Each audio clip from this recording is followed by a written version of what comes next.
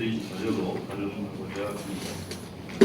오늘은 그동안의 소회와 방향에 대해서 말씀드리고자 합니다. 저는 순천시장이 되기 전 학생운동과 노동운동을 하였으며 한국 설화연구소와 학원 그리고 신문사도 경영해 왔습니다. 그리고 정계에 몸을 담았습니다. 하지만 취임 후 느낀 행정은 주체와 객체가 다른 완전히 새로운 일이었습니다. 민선 7기 3년 동안의 시정을 되돌아보면 제 개인적으로는 마치 새로운 대학생활과도 같았습니다. 민선 7기 순천시장으로 당선되어 2018년 7월 신입생이던 저는 설렘과 두려움의 마음을 안고 취임식을 준비했지만 당일 태풍 현장으로 제일 먼저 달려가야만 했습니다. 그곳에서부터 저는 행정의 손길이 구석구석 미치지 않는 것이 없다는 것을 몸으로 직접 깨달았습니다. 시민의 안전을 지키고 삶을 살피는 막중한 책임을 안았지만 다시 걸음마를 뗀 1학년에 불과했습니다. 배울 것이 한두 가지가 아니었습니다. 한 손으로 들지 못할 것이라면 두 손으로 들라는 생각으로 시정 전반을 파악하고 시급한 현안을 챙기고 무엇보다 시민의 지혜를 구해야 했습니다. 그래서 먼저 시민들을 찾아갔습니다.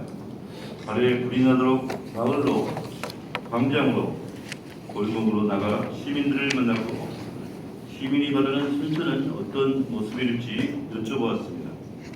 가장 먼저 최대 현안인 쓰레기 문제 해결을 위한 공론화위원회를 출범시켰고 오랜 수건 사업이던 신청사 건립 부지를 확정하였으며 스카이큐브 인수를 위한 시민 토론회도 열었습니다. 그러자 조금씩 구체적인 그림들이 그려지고 시정의 속도가 붙기 시작했습니다. 이제 2학년쯤 된 것입니다. 3천여 명이 모인 김장만왕 대축제와 사지를 당한 이웃에게 보금자리를 선물한 크리스마스의 기적은 순천 시민의 따스한 공동체정신 그 자체였습니다. 기초지자체 처음으로 일치한 대한민국 균형발전 박람회, 전국 도시재생 한마당 대회, 전남 평생학습 박람회, 평화포럼 등 국지간 행사도 알차게 치러냈습니다. 3학년을 조금 앞선 시점에 전 세계적으로 유례없는 코로나19의 위기가 닥쳐왔지만 순천은 멈추지 않았습니다. 시민의 자발적인 참여로 수차례의 고비를 넘기고 공분운동을 통한 행복 실이 온 시민들에게 위로를 가져다 주는 모습을 보며 저도 힘을 내어 열심히 달렸습니다. 어떻게 하면 시민들께 희망을 드릴까 고민 끝에 교육을 중심으로 생태와 경제를 연결시키는 3 프로젝트를 제시하였습니다. 2023 순천만 국제정원 박람회 이치와 스마트 그린 뉴딜 사업 선정 등 그린 뉴딜에 특화된 정원도시의 위상을 입증했고 동아시아 문화도시 선정을 시작으로 서남사의 유네스코 세계문화유산 등록 그리고 순천향교 대성전과 할마리 보물 지정 등의 표본을 올렸습니다.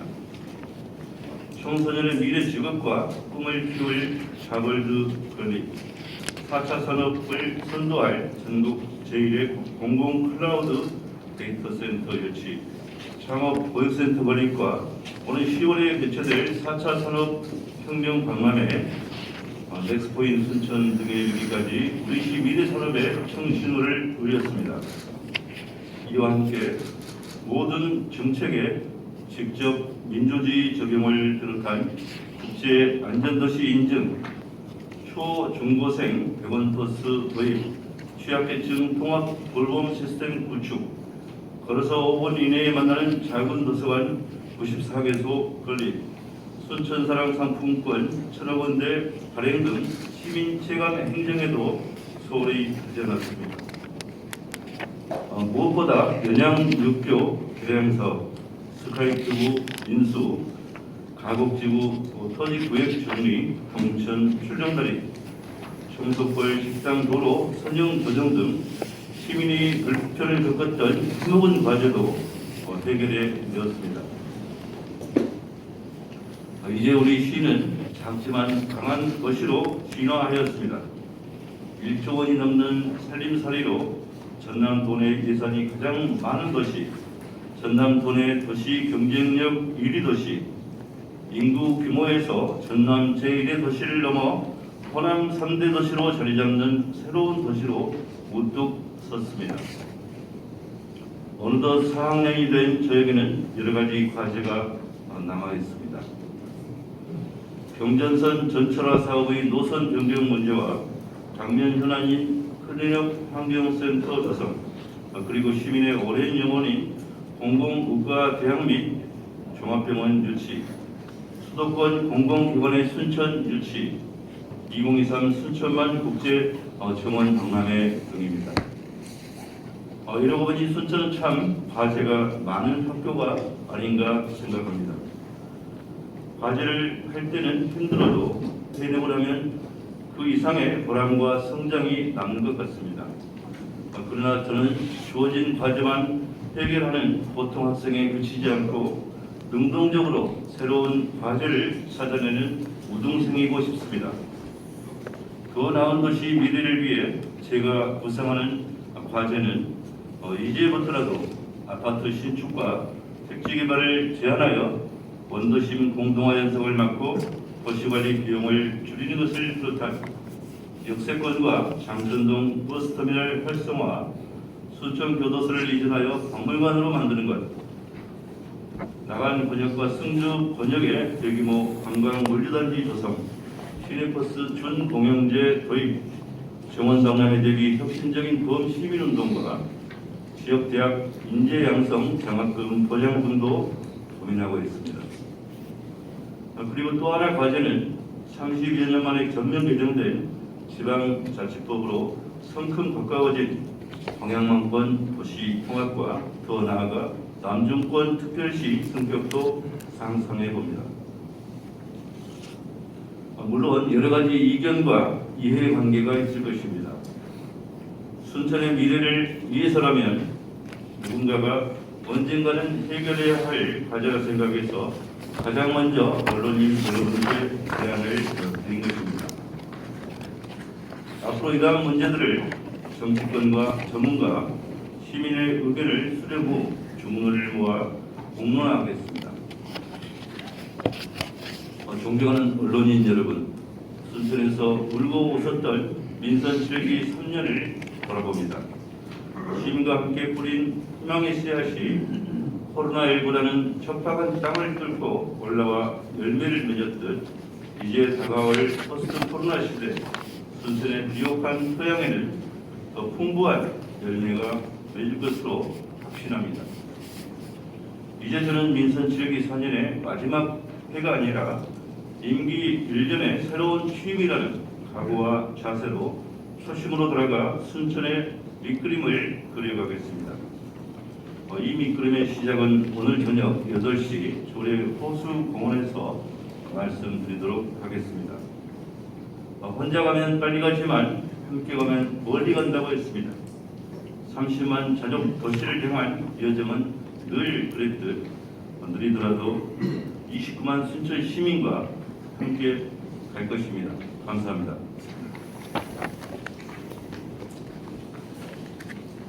네, 지금부터 질의응답 시간을 갖도록 하겠습니다. 질의하실 언론인께서는 손을 들어 주시기 바랍니다.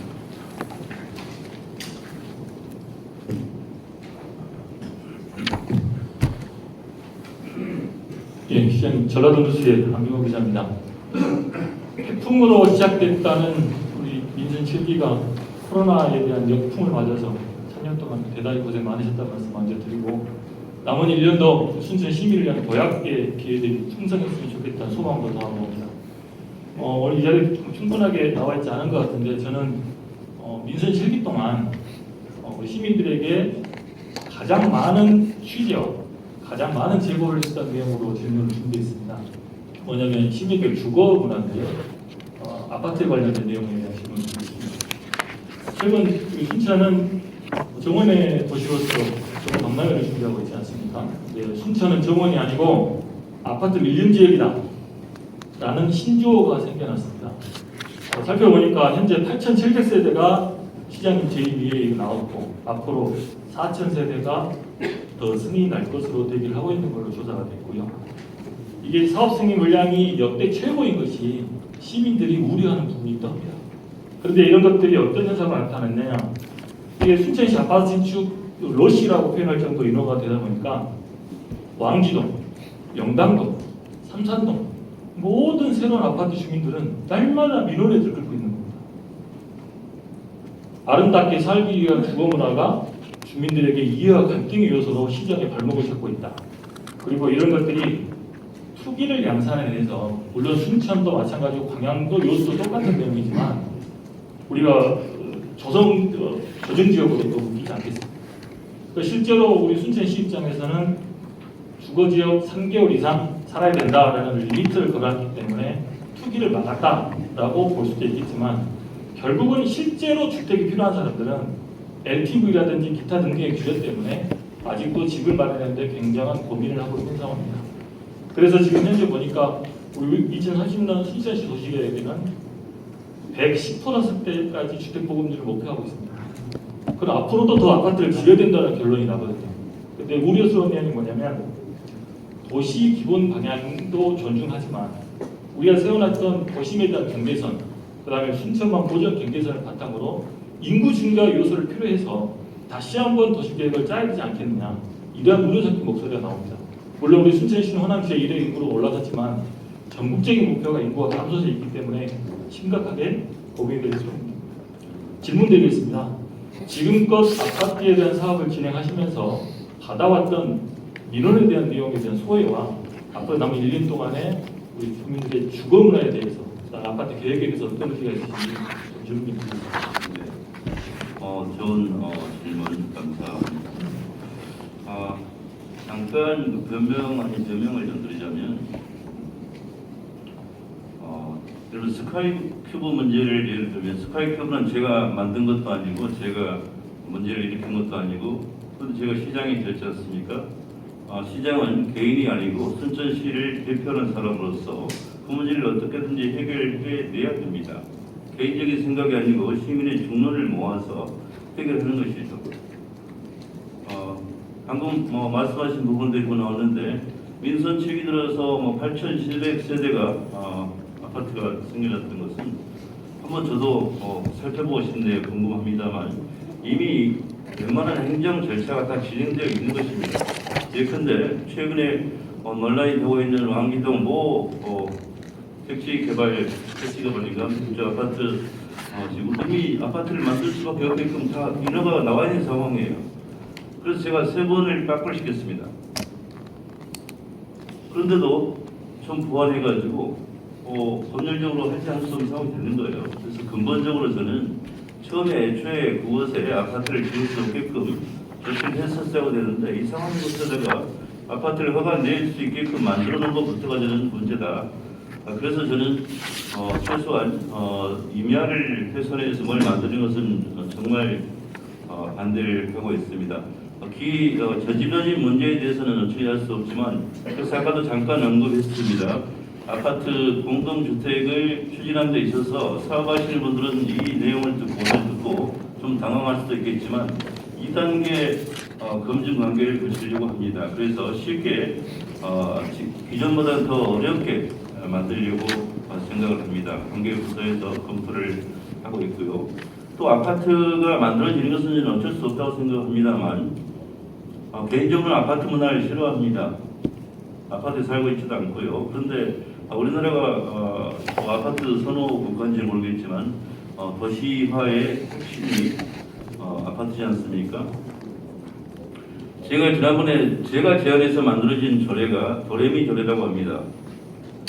2종 주거지역에 제가 말씀하셨다시피 18층까지 제한이 되어 있으면 여러분이 아파트 사업자라면 그곳에 아파트를 18층도 짓고 10층도 짓고 하겠습니까? 이익을 극대화하기 위해서는 전부 18층을 짓는 것입니다. 제가 높은 산에 올라가지고 보니까 전부 나란히에요. 이게 왜 이런지 몰랐습니다, 솔직히. 그래서 제가 알아봤더니 그 조례에 의해서 묶여 있는 거예요. 그래서 저는 층수 규제를 완화하자고 했더니 일부에서 오해를 해가지고 마치 아파트 업자들을 도와주는 걸로 생각했는데 이런 것입니다. 18층으로 이정 주거 지역에 18층을 제한됐으면 16층, 18층, 20층으로 해서 평균 18층이 되게 하는 것입니다. 사실 아파트 업자들이 더 싫어하는 것이에요. 그냥 한 방이랑 똑같은 설계해가지고 만드는 게 낫죠. 그런데 멀리서 뒤쪽 산의 배경을 보고 16층, 14층, 20층 이렇게 도래미 미래 또 이렇게 운율이 있게 아파트를 건립하는 것이 이왕 만들 아파트라면 도시 경관에 좋다 이런 취지로 만든 것입니다. 앞으로 아파트를 110% 아까 말씀하신 것은 저는 한번 작년인가도 한번 말씀드렸는데 저도 궁금했던 부분이 왜 아파트 그 주택보급률을 그렇게 많이 할까 했는데 그때도 말씀드린 것처럼 주택보급률 100% 하면 더 이상 만들 필요 없을 줄 알았는데 도심에 모 아파트처럼 비어있는 것들이 많이 있지 않습니까? 또 농촌의 빈집, 원도심의 빈집이 전부 주택보급률에 들어있는 것입니다. 그래서 원활한 주택 공급을 위해서는 115%까지도 선진국에서는 보고 있는 것 같습니다. 그래서 방금 말씀하신 지적을 잘 받아들여서 전반적인 도시 계획을 할 때 도심의 외적 확대를 가급적이면 좀 제어하고 아파트도 가급적이면 좀 단독주택 형태로 이렇게 단지 만들면 좋겠는데 사업하는 사람들은 돈이 안 되니까 그렇게 안 하려고 하는 것이겠죠. 규제를 좀 더 강화해서 기하도록 그렇게 하겠습니다. 네.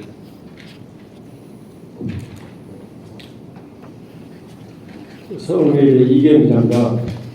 예, 말씀하신 대로 지난 3년 많은 성과를 내기 위해 선거법에 발의하셨습니다. 저는 정치적 질문 하나 드리겠습니다. 이 성과를 바탕으로 내년 지방선거에서 시민들의 재신임 가능성 예측 한번 부탁드립니다.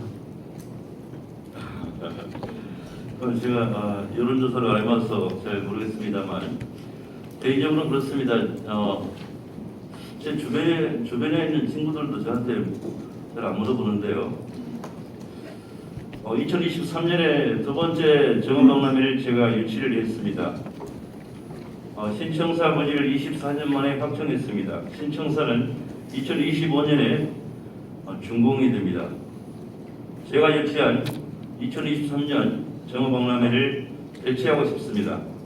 새롭게 만들어진 청사에서 근무하고 싶습니다. 아직 마무리되지 않은 일들을 해내고 싶습니다. 다만 우리 순천 시민 여러분들께서 허석이가 잘했다 하면은 다시 선택을 해 주실 것이고요. 또 한 가지 많은 궁금증을 가지고 있을 재판 결과 이것도 궁금하실 것입니다만 제가 시민 여러분의 기대에 어긋나지 않도록 좋은 결과를 만들 것입니다. 그래서 새로운 순천을 시민 여러분과 함께 다시 한번 그리고 싶습니다.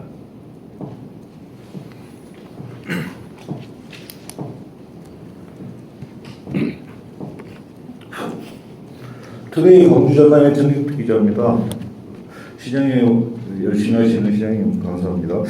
질문 하나 하겠습니다. 최근에 코로나 관련해서 백신 수급률이 어느 정도인지 하고 타 22개 시군 중에 순천시가 지금 현재 한 400 후반대 정도 기록하고 있는데 그 이유가 뭔지 그리고 대책 그리고 또 하나 최근에 2주 전인가요? 순천대 학과 학생들이 교통사고로 5명이 사망했는데 그 관련해서 어떤 지원책이 있는지 두 가지만.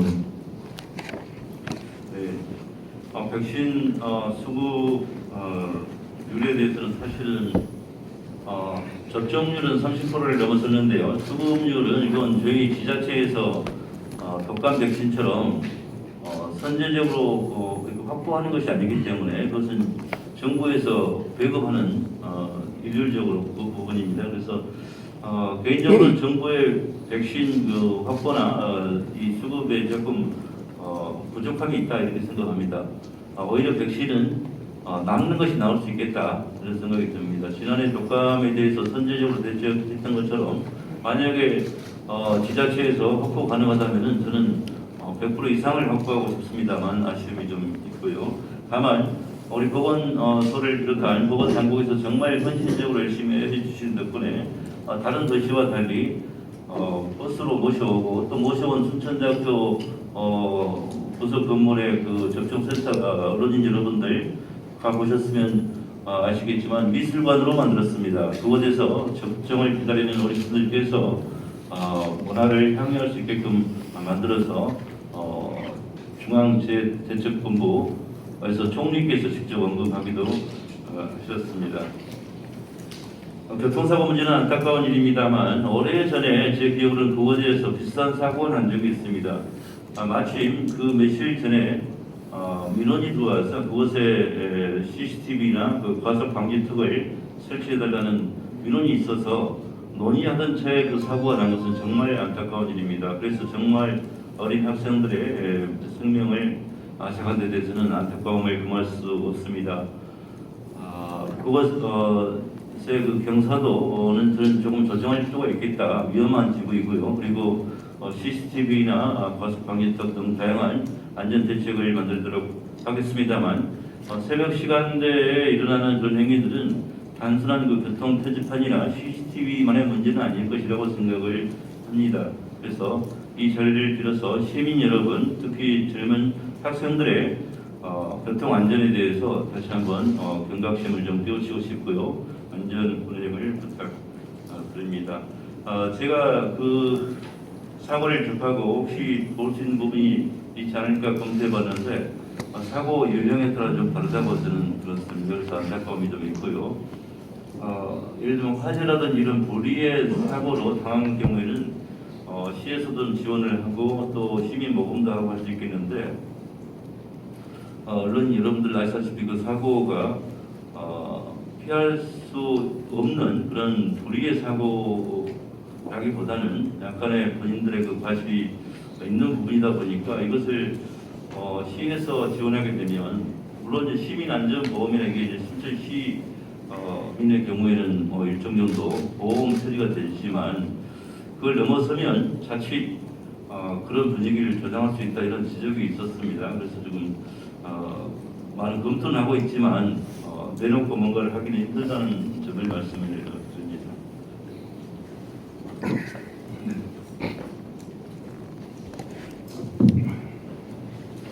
호남신문의 조광래 기자입니다. 아파트 관련된 질문을 한 번 더 해야 될 것 같은데요. 그 조곡동의 그 신축 중인 그 대림 아파트 부지에 이전에 일종과 자연녹지였는데요. 현재는 그 3종으로 변경됐습니다. 그래서 25층 고층으로 짓게 되는데 일종은 그 5층 이하 건축을 할 수 있고 3종은 상업적 성격을 띈 고층을 지을 수 있습니다. 이 변경된 사유를 좀 듣고 싶고요. 개인적으로는 사실 순천에 신축 아파트가 많이 들어오면 또 순천 시민들이 또 많이 또 거주하지 않을까 이런 기대도 저는 한편으로 갖습니다만 이 부분은 개인적으로 궁금해 있으니까 답변 부탁드립니다. 아까 제가 아파트에 대해서 말씀을 드렸는데 제가 취임하고 최초로 인허가에 직접 관여된 게 바로 그 대림 아파트입니다. 그것은 여러분이 잘 아시다시피 제가 시민과의 대화를 통해서 삼산동 시민과의 대화를 모 웨딩홀에서 했는데 그때 어떤 어르신께서 이렇게 질문을 했습니다. 시장님, 용당동, 가곡동에가 아파트가 너무 많이 생겨서 이게 교통 체증이 장난이 아닙니다 하면서 이제 비행기 타고 출퇴근해야겠습니다 라고 해서 제가 좋은 아이디어입니다 라고 우스갯소리를 한 적이 있는데요. 이미 그때 그 상황은 제가 책임을 회피하자고 하는 게 아니라 제가 허가를 내준 게 아니지 않습니까? 용당동 가곡동. 그래서 그렇게 교통 문제를 해결해야 되기 때문에 다양한 시민 의견을 수렴한 결과 강변도로처럼 반대편에도 뻥 뚫린 용당동까지 가곡동까지 가는 이런 도로의 연결이 필요하다는 제안들이 있었습니다. 그래서 조국통 시민과의 대화 때 이야기 나온 것이 그 일방통행도로, 죽도봉 옆에 일방통행도로를 쌍방향으로 교행을 할 수 있게 하고 동순천 다리 쪽에서 용담동 쪽으로 뻥 뚫어야겠다. 이게 그 당시 안전도시국에서의 그 논의 결과였습니다. 근데 그 그 도로를 뚫는데 예산이 어느 정도 든가를 확인했었고요. 그래서 그쪽에 아파트를 건설하는 부분들이 그쪽에 도시개발 차원에서 도로를 건설해주고 표현이 좀 적절치 않은데 그렇게 해서 종상향이 이루어진 것입니다. 기존의 아파트들은 그러한 지역에 대한 기여가 거의 없었고 조금 더 확대해서 말씀드리면 신대지구를 건설한 목건설에서는 그 어마어마한 아파트를 짓고도 신대지구에 그러한 기부가 없었지 않습니까? 솔직하게 그런 차원에서 SOC 확충 차원에서 그 아파트가 건설되었음을 말씀을 드립니다.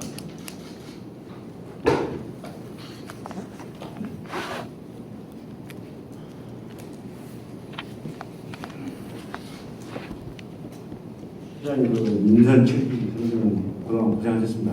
호남교 배서 주입니다.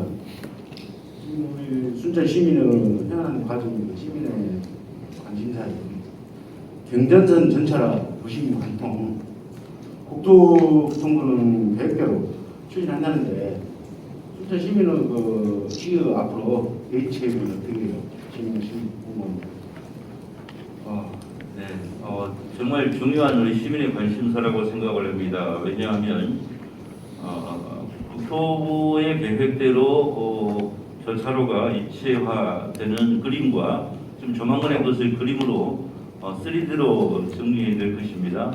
그 그림과 경전선이 우리 시의 시민의 계획대로 남쪽으로 우회하고 그 철도 부지가 공원으로 전변되는 모습, 심지어 철교가 공원으로 바뀌는 모습을 한번 생각을 해보십시오. 그러면은 이 두 가지 그림은 전혀 반대의 그림이 나옵니다. 그래서 생태도시 순천에 걸맞는 그림을 그리기 위해서 반드시 경전선 전철화 사업에서 남부 쪽의 우회가 저는 이루어져야 한다고 생각을 합니다. 기존의 언론 브리핑에서 이란, 이안, 삼안을 말씀을 드렸는데요. 이란과 이안은 서쪽으로 우회를 해서 전라선과 결합을 시키는 것입니다. 이것은 국토부와 우리 순천시의 의견이 일치합니다. 3,500억에서 조금 많이 부르면 5,000억까지 가는데요. 1조 7천억의 15%가 넘으면 예탈을 다시 해야 되기 때문에 그럼 하지 말자 이런 이야기하고 똑같습니다. 그래서 그것은 이미 예산을 다시 해야 되는 예산 범위가 되는 것이죠. 남부로 우회하게 되면 저희들 예산은 1,500억 정도라고 하는데 국토부는 그 예산이 그러지 않다고 보기 때문에 만약 여기서 예산이 일치된다면은 협상 테이블에 서로 앉을 수가 있겠죠. 그게 이제 차이가 있는 것이고요. 현재 국토부 안은 과거에는 이 철로가 도심을 관통하는 철로가 있으면 도로가 이렇게 입체로 이렇게 나오는 것인데 지난번에 우리가 좀 계속 문제 제기를 했더니 지하화한답니다. 국토부 계획이 위로 가는 게 아니고 철도 밑으로 도로를 뚫는다는 것이죠. 그렇게 되면 모양새가 그나마 좀 나을 수는 있을 것 같은데 그래도 저는 이왕이면 밖으로 걷어내고 그것을 철도 부지를 정원으로 만드는 것이 정말 좋겠다는 꿈을 가지고 있고요. 시민들의 의견도 좀 그렇다고 생각합니다. 이 부분에 대해서는 양보 없이 추진할 생각이고요. 영역 결과가 하반기에 나옵니다. 그 영역 결과를 가지고 국토부와 다시 이야기를 할 것입니다. 다만 우리 순천시 때문에 광주에서 또 저쪽 목포에서 시작하는 이런 공사가 중단될 수는 없지 않겠습니까? 그래서 지금 지사님하고도 얘기를 했는데 그쪽 구간은 변화가 거의 없다면 그쪽은 공사를 하고 이 기간이 하루 이틀, 한 달, 두 달 걸리는 게 아니기 때문에 이쪽은 다시 논의하자 이런 이야기도 있지만 나주 뭐 화순 이쪽에도 지금 난립니다. 고성도 난리고요. 왜냐하면 그쪽에 선정이 완전히 바뀌었지 않습니까? 바뀐 데에서 불만이 또 있고 그쪽은 왜 우리를 뺐냐는 것입니다. 철도역을. 그래서 우리 순천시뿐만 아니라 고성, 나주, 화순 등 이 경전선 구간에 있는 시군이 다들 문제 제기를 하고 있기 때문에 간단치는 않겠다라는 생각이 듭니다. 그래서 더 극단적으로 우리는 이제 저는 순천시장이니까 경전선이 전체로 안 됐을 때는 어떤가 하면은 되면 좋죠. 왜냐하면은 무안이나 광주공항 그리고 김해공항에서 내린 이 중국과 일본의 외국 관광객들이 순천으로 오기가 참 좋죠. 그 점에서 좋다고 생각하지만 안 되면 어떻게 좋겠습니까? 저는 안 되면 지금 들어서 하는 것도 나쁘지 않다고 생각합니다. 그래서 적어도 양쪽 끝에서는 몇 시간이 단축됐지만 우리 시는 중간에 있기 때문에 양쪽으로 뭐 크게 아쉬울 것도 없지 않습니까? 그래서 시민적 저항에 부딪힐 것이다라고 저는 이야기를 하고 있습니다.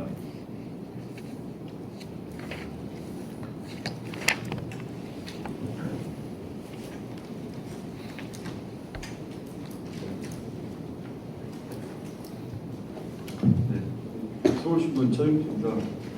시장님 평상시 다른 직원들도 많이 나와 있는데 그 공무원 인복이야 시민 인복보다는 활기차게 일하는 직장분들이 조정에 많이 애쓰시고 알고 있습니다. 그 시장님 평상시 직원들에게 강압적인 지시나 보감 이런 것보다는 그 직원들의 능력을 인정하고 또 스스로 자율적으로 일하는 처리를 많이 한다고 하시는데 이런 의도대로 직원들이 아주 열심히 하는 직원들도 있는데 또 실제 아니 어떤 데는 그 너무 공무원들을 의사당에 풀어주는 것이 아니냐 그런 또 우려도 있습니다. 이 입장을 듣고 싶습니다.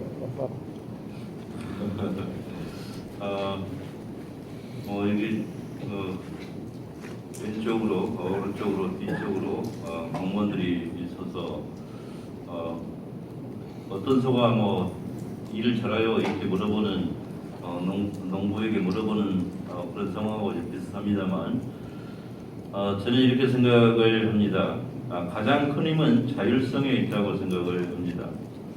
자율적이지 않고 타율에 의해서 강압에 의해서 움직이는 경우는 일단은 얼핏 보기에는 일사불란하게 움직이는 것 같지만 전국에는 궁극적으로는 큰 힘을 발휘하지 못한다고 생각을 합니다. 그래서 자율성을 강조하다 보면 과도기적으로 조금 해이해진 부분이 있을 수 있다고 생각을 하죠. 저는 사실은 지켜보고 있습니다. 자율성을 강조한다고 해서 방치하는 게 아닙니다. 자율성을 강조하면서 정말 자율적으로 열심히 하는 직원과 그러지 않고 좀 해이해진 이런 직원들은 저뿐만 아니라 많은 평가들이 있지 않겠습니까? 그런 부분들은 우리가 소를 끌고 가서 억지로 물을 먹일 수 없는 것처럼 2천여 공직자들의 또 성향도 다르고요. 그리고 이제 또 최근에 이런 생각도 합니다. 저도 요즘 이제 죄송한 말씀입니다. 여기 저보다 나이 많으신 분들이 또 있는데 최근에 그 입사한 직원들은 제 아들, 딸뻘 되는 직원들이 올 정도로 이제 세대 차이가 생깁니다. 그러면 기존에 30년 이상 근무했던 간부들의 이 사고방식과 최근에 입사한 20, 30대의 젊은 직원들의 사고방식은 다를 것이다. 차이가 있는 것이죠. 이 차이를 무시하고 내가 예전에 입사했을 때 이랬다고 하는 것을 이게 바로 꼰대 기질이고 나 때는 그런 거지 않습니까? 그래서 저는 아까 신청사 제가 말씀을 드렸는데 신청사는 정말 자율성을 강조하는 청사가 되야겠다는 생각이 듭니다. 왜냐하면 신청사의 주인공은 지금 20대, 30대, 40대 공무원들이거든요. 그들이 20년, 30년 후에 우리 순천을 이끌고 갈 미래 시청의 중추적인 세력들입니다. 그 세력들이 주체가 될 때는 정말 자율이 정착이 되라고 생각합니다. 그 첫 단추를 제가 꿰고 있다 이렇게 말씀을 드리고요. 저는 취임하고 나서 1주년 때도 말씀을 드렸지만 밖에서 보던 공무원과 들어와서 본 공무원은 정말 큰 차이가 있었습니다. 저도 밖에서는 비판을 많이 했습니다. 왜 이렇게 할까? 왜 이거밖에 못할까? 이것은 왜 이렇게 했을까? 비판적인 언사도 많았고 지적도 많았습니다만 막상 들어와서 보니까 너무나 헌신적인 공무원들이 많았습니다. 그리고 주말도 없이 일하는 공무원들이 많았습니다. 밤에도 퇴근을 하지 못하는 직원들이 많았습니다.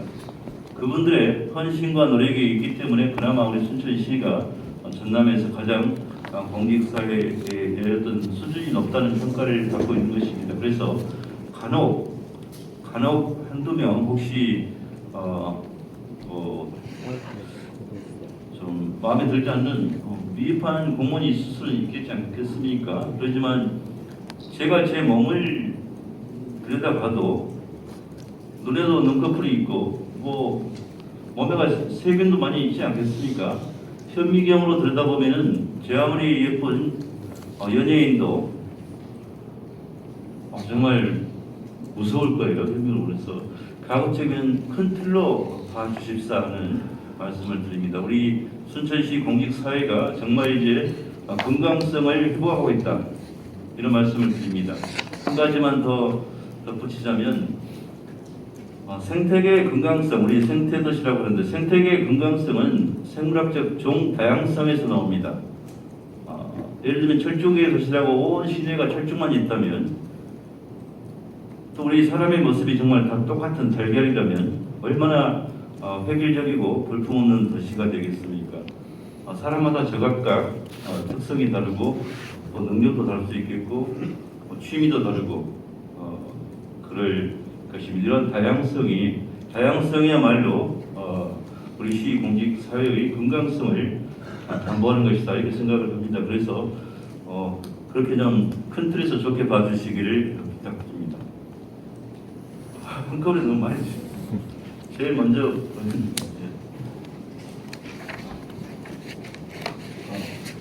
연합미디어의 죄송합니다. 제가 사진 앞에 지적인데 그 다음에 하겠습니다. 네, 연합미디어의 문성주 기자입니다. 구상 건천 쓰레기 매립장 관련해서 질문을 드리지 않을 수가 없습니다. 오늘 시장께서는 아침 방송에서 이례적으로 과거 광양시에서 매입한 쓰레기 문제와 그리고 광양 알루미늄 문제까지 거론하시면서 입장이 좀 곤란한 부분을 말씀 주셨습니다. 최근 광양 지역사회에서 그 서명서까지 전달하는 과정에서 지역 갈등이 심화되고 있는데요. 제가 드릴 질문은 굳이 이 지역을 넣어서 지역 갈등을 조장할 필요가 있는가? 그래서 지금이라도 지역 철회 가능성이 없는지 하고 만약에 없다면 큰 그림, 예를 들면 순천시 쓰레기 문제를 해결할 수 있는 큰 그림 그리고 바람직한 해결 방안이 무엇인지 질문드리고 싶습니다. 네. 아침 방송 들으셨군요. 저는 그 방송에서 쓰레기 처리 시설과 관련된 핵심 요지는 이것입니다. 광양, 여수, 순천이 도시 통합이 된다면 어떻겠습니까? 쓰레기 처리 시설이 하나요? 공원 묘지가 하나요? 화장장이 하나겠죠. 물론 두 개 있을 수도 있겠지만 도시 통합이 안 됐기 때문에 광양도 제각각, 순천도 제각각, 여수도 제각각 만들어내면서 님비 현상이 벌어지는 것입니다. 저는 그래서 행정구역이라고 하는 것은 제가 광양 넘어갈 때 선을 넘은 적이 없습니다. 그냥 차 타고 가지 않습니까? 이걸 조금 더 좁혀보면 월등에서 서면에서 승주로 갈 때 어떤 선을 넘어간가요? 승주과 서면과 월등의 경계가 철책선이 쳐져 있습니까? 저는 그렇지 않다고 생각합니다. 똑같은 것입니다. 월등의 가장 월등과 서면의 경계선에 있으면 월등 면민 전체가 난리죠. 정작 또 옆에 또 서면에서는 왜 우리 옆에서 하냐고 하는 것입니다. 그러면은 그렇게 따지면 생태수도 순천에는 쓰레기 처리 시설을 안 해야죠. 그렇지 않습니까? 아까 광양 시민이 문제제기하는 것처럼 월등도 순천이고 서면도 순천이고 주암도 순천입니다. 그래서 제가 그 주민들이 그랬어요. 어디로 가는 것은 저도 모릅니다만 그러면 순천에 쓰레기 처리 시설을 안 만들어야겠습니다. 여러분처럼 한다면 생태수도 순천이 왜 만들어야 됩니까? 월동도 안 되고 서면도 안 되고 어디 뭐 나간 송강 외선 다 마찬가지죠. 그래서 광양 시민들의 주장도 좀 일리가 있습니다만 약간의 그 아쉬움을 표시한 것입니다. 왜냐하면은 아침 방송 안 들으신 분이 있으니까 예전에 광양에 쓰레기가 문제됐을 때 우리 시에서 쓰레기를 받아줬거든요. 그냥 공짜로 광양시 쓰레기가 받아준 적이 있어요. 외상이 있어요. 외상 장부가. 그리고 우리 제가 시장 돼가지고 그때 우리한테 가져온 쓰레기 가져가라고 저는 그 야매척에 안 한다는 이야기입니다. 이웃이니까 이웃이니까. 마찬가지로 광양의 알루미늄 용해로가 문제됐을 때 가장 가까운 거리에 있는 것이 우리 태령 신대 쪽 이런 분들입니다. 그때 또 광양 시민들은 왜 남동네 일 가지고 나를 치냐고 뭐 이렇게 했었는데 지금 이게 지역 갈등이 돼서는 안 된다고 하는 것입니다. 저는 그래서 여수시장, 광양시장, 순천시장 이게 행정협의회에서 제안한 적도 있습니다. 도시통합이 안 될지라도 이 이른바 nimby 현상이 있는 이런 시설을 좀 같이 통합적으로 운영하면 어떨 것인가 했는데 이게 만만치는 않습니다. 아무튼 이것은 장기적인 과제로 남겨놓고요. 다시 말씀드리면 클린업 환경센터 이게 이제 내용을 말씀드리면 소각 시설과 매립 이게 종합적으로 있는 종합 처리 시설을 하다 보니까 입지선정위원회에서 4개를 압축한 것이고요. 이 회의에 제가 들어가 본 적도 없고 이 회의에 관여한 적도 없습니다.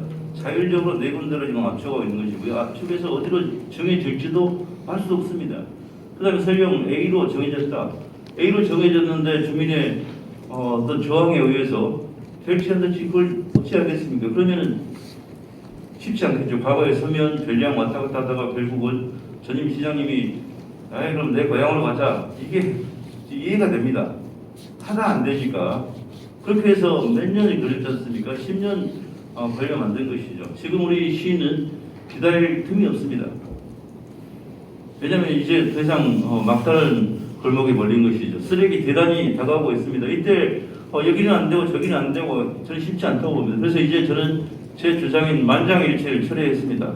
다수가 원하면 그곳으로 가자.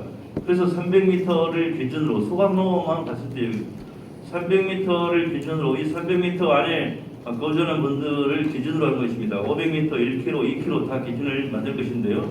300m 안에 사시는 분들이 조금 보상이 많으니까 첫 번째 해에는 세대당 1억 원을 준다고 했습니다. 두 번째 해부터는 매달 200만 원씩 월급을 준다고 했습니다. 무슨 이게 혐오시설이고 건강을 해치니까 주는 게 아닙니다. 반드시 필요한데 지금 만들지 않으면 몇 년 뒤에 그때 제가 없을 수도 있습니다. 솔직히 난 몰라라 할 수 있지 않습니까? 그런데 그때 쓰레기 대란이 옵니다. 우리가 광양시에다가 받아주라고 그러면은 그때 외상 그 일부밖에 못 하잖아요. 이제 쓰레기를 수거할 수 없는 상황이 옵니다. 이 안타까운 것을 눈에 보이기 때문에 반드시 어딘가에는 쓰레기 처리 시설이 있어야겠고 그래도 안 되면은 소각로라도 일단 설치하자 뭐 이런 생각을 이제 플랜 B, 플랜 C 이렇게 잡고 있는 것입니다. 그래서 우리 시민 100명을 붙잡고 물어보면은 쓰레기 소각로 필요하다라고 다 이야기합니다. 근데 정작 여기는 어떨까요? 그러면은 근데 하필이면 우리 동네로 오나요? 그러는데 우리 동네로 지금 와라는 데도 많이 있습니다. 소각로는 그러지 않겠습니까? 아산을 우리 언론인 여러분들 한번 기회 되면 정말 단체로 한번 코로나19 상황 가서 견학을 갔으면 제가 그 가보고 깜짝 놀랐습니다. 소각로 옆에가 아파트가 있어요. 만약에 이게 인체에 영향을 미친다면 어떻게 하겠습니까? 환경부로 거의 분 단위로 다 가가지고 만약에 기준치를 넘는 순간 바로 작동 중지입니다.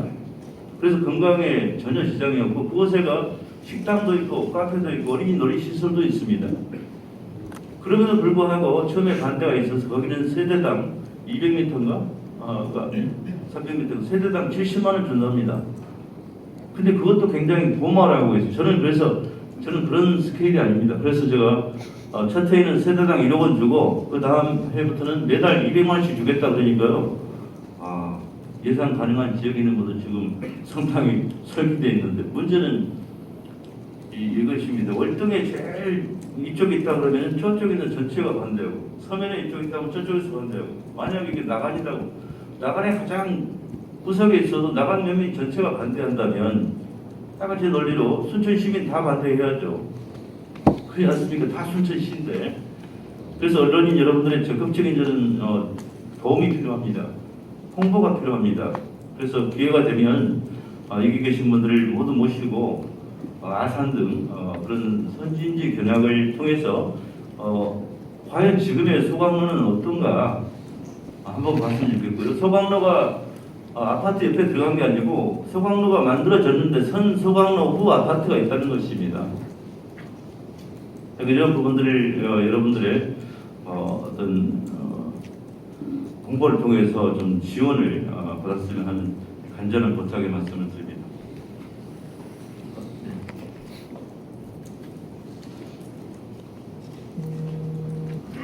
죄송합니다. 이쪽 지키기로 했는데 죄송합니다. 이제 한 다음에 이쪽. 더 팩트의 유홍철 기자입니다. 금방 쓰레기 소방으로 관련해서 제가 질문이 있는 건 아닌데 사실 제가 달포 전에 우리 그쪽 담당 국장이나 과장들한테 우리 기자들 몇 사람 한번 가보자. 정말 기자들이 보고 현장을 좀 알아야 여기서 시를 대변하던 주민들이 잘못했다든지 뭐 말할 거 아니야. 기자들이 모르면 있는 걸 쓸 거 아니야. 상이야 항의한다고 좀 어떤 자기 관이 생기면 거기에 대해서 특수로도 좀 한쪽을 좀 보도를 더 많이 이런 게 있을 수 있겠지 않냐. 그래서 제가 기자들한테 좀 그런 기회를 달라 그랬더니 기자들이 가라는 거 모르겠는데 이렇게 걱정을 하더라고요. 사실은 그런 거 있었는데 여기 있는 기자들도 사실 한꺼번에 가서 좋고 아니면 나가서 가서 그런 들 이해로가 알아야 이 소강로에 대한 그런 가치 판단이 나올 거 아닙니까? 그래서 그런 기회가 있었으면 좋겠다는 얘기가 사실 해본 적이 있습니다. 참고로 말씀드리고요. 제가 지금 이거 지방 기초단체 쪽으로 와서 기자로 한 2년째 좀 연차하는데요. 와서 해본 2년간 제 소감은 우리 시장 군수들의 행정 권력이 대단하다. 엄청난 권력이다. 행정 권력이다. 이런 생각을 하게 됩니다. 여러 가지 인사라든지 예산이라든지 인허가권이라든지 등등. 그래서 우리 행정 권력이 이 견제를 약간 절대되기 때문에 견제를 받아야 되는데 견제하는 기관이 저는 물론 일반 시민이 유권자가 굉장히 기관이죠. 서로 다 비슷하니까. 그러기 전에 시의회가 일단 1차적인 견제 기관이고 그다음에 시민단체가 있고 언론이 있습니다. 이 삼각축이 세 축이 좀 제대로 작동해야 아까 우리 행정 권력도 서로 균형을 같이 하면서 정상적으로 작동한다 이렇게 봅니다. 그런 측면에서 저는 이제 언론이기 때문에 제가 항상 우리 브리핑하게 되면 언론인과 관계를 얘기를 많이 합니다. 사실은 이전에도 했었고 제가 최근에 우리 시에 우리 시장뿐만 아니라 시에 우리 언론인과 관계 이걸 조금 지금도 불만이 여전히 옛날 첫 해부터 지금까지 전혀 제가 얘기해도 좀 변화된 것도 없는 것 같고 그래서 좀 그 소통 문제 언론하고 이 문제가 좀 상당히 항상 좀 문제가 있다라고 봅니다. 이제 예를 들어서 무슨 건이 생깁니다. 우리 시장이 부동산 이권이라든지 경계선 전차나 문제라든지 이런 문제가 생기면 조금 그 관련 국이라든지 과에서 와서 브리핑을 하든지 좀 설명을 해줬어요. 그때 시장이 계속 나서서 나올 수는 없잖아요. 물론 나서서 하면 제일 원활이고 좋지요. 속 시원하게 얘기할 수 있기 때문에 그렇지 못하면 국가장들이 좀 나서서 좀 설명도 브리핑도 하고 이랬으면 좋겠는데 그런 모습을 한 번을 본 적이 없습니다. 지금까지 있으면서 그래서 좀 그렇다 좀 소통이 좀 안 되는 것 같아요. 그런 거 있을 때 제가 또 어디 가서 물어봐야 되냐? 시장이나 홍보시장에 물어봐야 되나? 홍보시장 모릅니다. 그럼 비서실에 물어보나? 잘 모릅니다. 대답을 잘 못합니다. 그러면 시장이 해야 되는데 매사에 나설 수 없으니까 그 관련 과장, 실국장 아니면 과장 이렇게 이건 잘했으면 좋겠다 이런 생각이 듭니다. 사실 지금 시장님이 좀 지었습니다만은 직접 인지기라 하시고 각종 위원회를 구성해서 임명장도 주시고 또 행사도 하고 그렇습니다. 엊그저께는 또 보니까 시민 주권위원회를 구성했더라고요. 그러면 여기 소수의 뭐 기자들이 뭐 많다면 200명도 되고 적절하면 뭐 활동을 주로 하시면 얼마 안 됩니다만 하여튼간에 이 언론과 소통도 잘 안 하면서 못하면서 각종 이게 뭐 직접 민주주의다 시민 주권위원회다 이런 얘기가 난 사실 어떨 때는 와닿지가 않습니다. 어떨 때는 그렇습니다. 계속 그런 거 아니겠지만 그래서 이런 언론하고 소통 문제를 좀 잘했으면 좋겠다. 답답할 때가 많아. 기자다 보면 취재하다 보면 답답해요. 어디 가서 물어봐야 되나? 어디서 답변 드려야 되나? 누군가 이럴 수도 있겠죠. 시에서 아니 응답하지 마라 이렇게 할 수도 있습니다만 좀 그런 점에 좀 다시 한번 얘기를 좀 드리고요. 이건 특히 개인적인 일이지만 이 자리에서 할 일이 아니지만 한마디 하겠습니다. 제가 한 달 전인가 되겠습니다. 우리 홍보실장하고 사실 한번 언쟁을 한 적이 있어요. 기자들 자리에는 저는 어떻게 말하냐면 홍보실장이 유홍철 기자한테 글이 받았다고 그렇게 알려졌더라고요. 어떤 기자가 그래. 홍보실장이 이 기자님은 글이 받았다면서 그래. 글이 받아? 사실 그까지는 아니지만 상당히 좀 언짢았습니다. 저 사실은. 제가 그동안 언론을 하면서 이렇게 모욕적인 그런 상황은 처음 겪어봤습니다. 사실.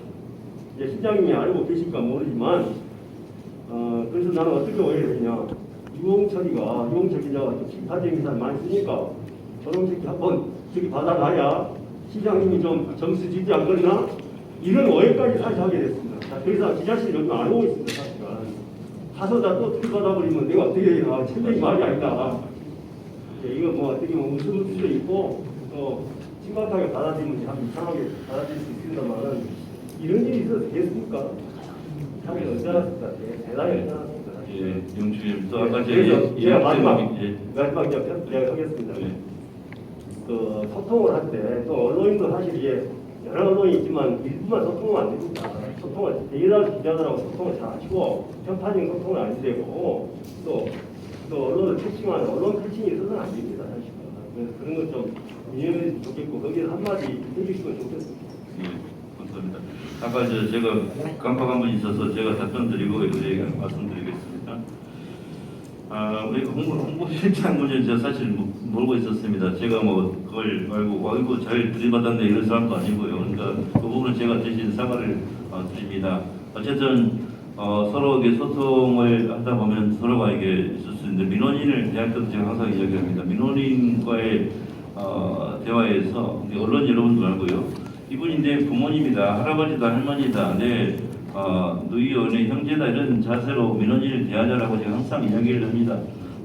그런데 언론인은 더 마찬가지죠. 여러분들을 뭐 어떻게 이제 대하는지 저는 잘 할 거라고 보지만 그때 그런 불미스러움이 있었다면 제가 대신 사과를 드립니다. 제가 그렇게 한다고 해서 잘했다고 막 이렇게 칭찬하고 그런 사람은 결코 아닙니다. 정말 제가 모르고 있었고요. 소통을 강화하는 좀 대책을 세워보도록 그렇게 하겠습니다. 제가 생각해도 이 단체장은 제왕적 권력을 가지고 있습니다. 그래서 저는 취임하고 나서부터 계속 그 이야기를 합니다. 그래서 그것을 스스로 권위를 내려놓고 권력을 줄이려고 하고 있습니다. 제가 3주년 맞이해서 제 자랑 같지만 제가 취임할 때 이런 이야기를 했습니다. 나는 매관 대책의 권리를 끊겠다. 승진과 관련해서 이게 가장 큰 권력의 폐해가 아닐까요? 그래서 조금 마음에 안 들지라도 인사에 대해서 불평 불만이 좀 적을 거라고 생각을 합니다. 이런 점에서 적어도 민선 7기 순천시장 후석이는 그런 점에서 제왕적 권력을 조금 넣으려고 낮추려고 하고 있다 이런 말씀을 드리고 싶고요. 이게 관행이 되게끔 저는 해야 된다고 봅니다. 대통령도 제왕적 대통령제 이야기가 나오고 있는데요. 그래서 개헌 문제 이야기 나오고 있는 것처럼 지방자치의 단위와 방향은 단체장의 권한을 줄이고 시민의 주권을 강화하는 것입니다. 저는 그런 방향으로 앞으로 지방자치 30년이 나아가리라고 생각을 합니다. 아까 제가 죄송합니다. 가가지고 마이크 좀 주세요.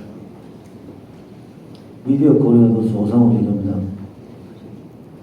간략하게 하겠습니다. 그 선천시청 농협에서 그 시장님 부인이 그 5천 동의 땅을 매입하면서 특혜성 대출을 받은 것 아니냐 그런 의혹이 있습니다. 여기에 대해서 답변 좀 해주십시오.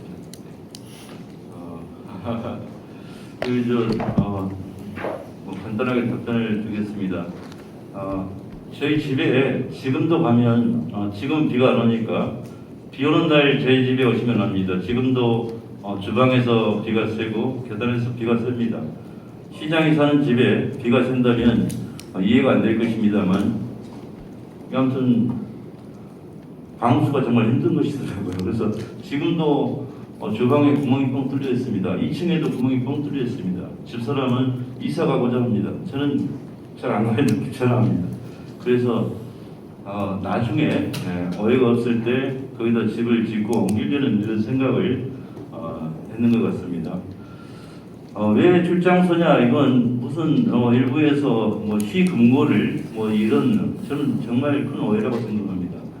시장도 시민이고 시장 각시도 시민이잖아요. 평소에 거래하던 은행이 농협중앙입니다. 연양동에 있는 그 중앙이죠. 왜 거기서 안 하고 시청 출장소로 왔느냐? 제가 건물이 3층 단독주택이 제 명의로 되어 있습니다. 그래서 만약에 담보가 그게 필요하다면 아무리 부부지간으로 제 명의로 되어 있으니까 제가 필요하지 않겠습니까? 그렇기 때문에 편의상 출장소를 활용한 것이지 그게 뭐 시금고 뭐 이런 문제는 아니고요. 나머지는 사실은 이제 뭐 많은 분들이 부동산에도 알아보고 그런 것 같아요. 그것은 그 이상 그 이하도 아닙니다. 그래서 그 점에서는 오해가 없으시면 하는 바람입니다. 제 집사람은 20년 동안 비가 새는 집에서 살고 있다는 말씀을 드립니다. 시간이 그러면 한 번만 더 듣고 마무리하도록 하겠습니다. 예. 지난 3년 동안 아무튼 그 선제 시민들의 안전을 확보하기 위해서 여러 가지 관련이고요. 지금 정원박람회 특별법이 지금 상임 통과되고 그게 통과를 정확히 두고 있는데 이게 통과되면은 정원박람회 변화가 어떻게 되는지 하고요.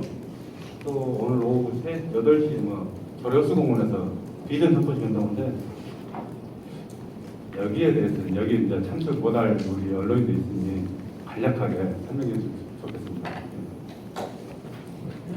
제가 중간에 하나 놓쳐서 죄송합니다. 오늘 여러분이 알다시피 여순특별법이 본회의 통과가 지금 몇 시간가요? 아무튼 정말 73년 묵은 원혼을 달래는 일이라고 생각합니다. 여순특별법은 마지막이 아니고 출발점이라고 생각합니다. 여순특별법으로 해서 73년 묵은 원혼을 달래고 진상규명이 이루어지기를 기대합니다. 애쓰신 지역 출신 서병철 서동용 국회의원을 비롯한 전남 동부지역 국회의원들께 고맙다는 말씀을 드립니다. 마찬가지로 정원박람회 지원 특별법이 행안위를 통과하고 이제 농림 해양수산위를 통과하고 법사위와 본회의가 이게 남아 있는데요. 2013년, 2023년, 2033년, 43년, 53년 이렇게 이제 10년 주기로 정원 박람회를 하는 것이 순천을 만들 것입니다. 그래서 특별법은 2023년에 되기가 쉽지는 않습니다. 왜냐하면 여러분이 아시다시피 SOC 확충하려고 해도 예산이 2022년 예산에 편성돼서 도로공사하고 뭐하고 하는데 이미 23년 지나버리잖아요. 그래서 23년에 실질적인 도움이 되는 거라기보다는 2033년에 국제적인 행사를 유치하는 그 밑받침이 될 것이다. 저는 이렇게 생각을 하고 명실상부하게 순천을 정원의 도시로 만드는 그런 자리매김을 하는데 이 특별법이 지원 특별법이 도움이 될 것이다라는 생각을 합니다. 그래서 서병철 국회의원의 공약이기도 하지만 우리 순천 시민에게는 매우 좋은 법안이 두 개가 동시에 통과가 될 것이다라는 기대감이 있고요. 오늘 저녁 8시는 이런 것입니다. 1991년에 지방자치제도가 부활해서 올해로 30년이 됐습니다. 지방자치 30년을 돌아보면서 앞으로의 지방자치 30년, 그러면 2051년이겠지만 2051년으로 이상하니까 2050년으로 딱 잡는데요. 2050년에 순천의 미래 비전을 그리는 것입니다만 오늘 아침에 제가 생각해봤습니다. 2050년에 내가 몇 살일까 생각해보니까 상당히 끔찍하더라고요. 그래서 하지만 내가 노인이 되어 있는 또 노인이 조인의 그때의 순천을 돌아보면서 2021년 2050 순천 미래 빈천을 발표했는데 그게 2050년에 제가 살아있다면 이렇게 그림이 다 잘 그려졌구나 하는 뿌듯함을 느낄 수 있도록 열심히 하겠습니다. 그 비전을 오늘 저녁에 조리허수원에서 발표하고요. 발표하는 것은 제가 발표하는 것입니다. 시민들이 이것을 공론화장에서 다양하게 시사 선택하고 따듬어내서 시민의 정책이 되도록 만들어내겠습니다.